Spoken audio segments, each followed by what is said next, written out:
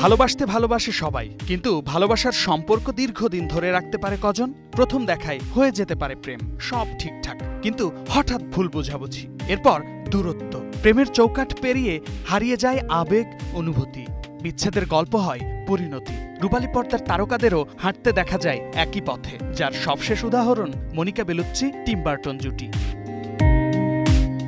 2023 সালে Rome film ফেস্টিভ্যালে প্রেমিক যুগল হিসেবে প্রথমবার প্রকাশ্যে আসেন মার্কিন নির্মাতা টিম বার্টন আর ইতালিয়ান মডেল ও অভিনেত্রী মনিকা বেলুচ্চি।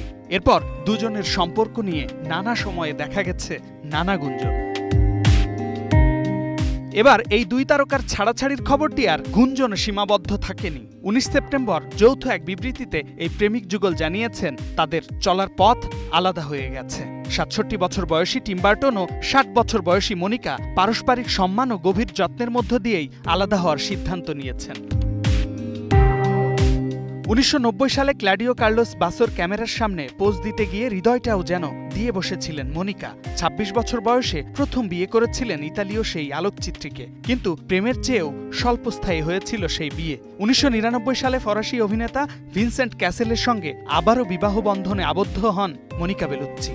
দুই কন্যা দেভা ও লিওনিকে রেখে 2013 সালে এই দম্পতির বিবাহ বিচ্ছেদ হয়। 2020 সালে নিকোলাস লেফেব নামের এক ভাস্করের সঙ্গেও 3 বছরের প্রেমের সম্পর্ক ছিল মনিকা বেলুচ্চির।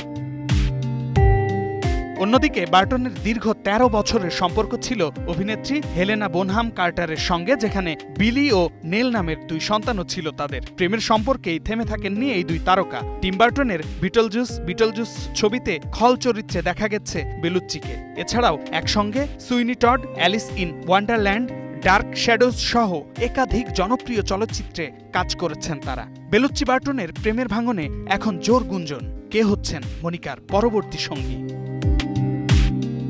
শামীম বিশ্বাস, স্টার নিউজ।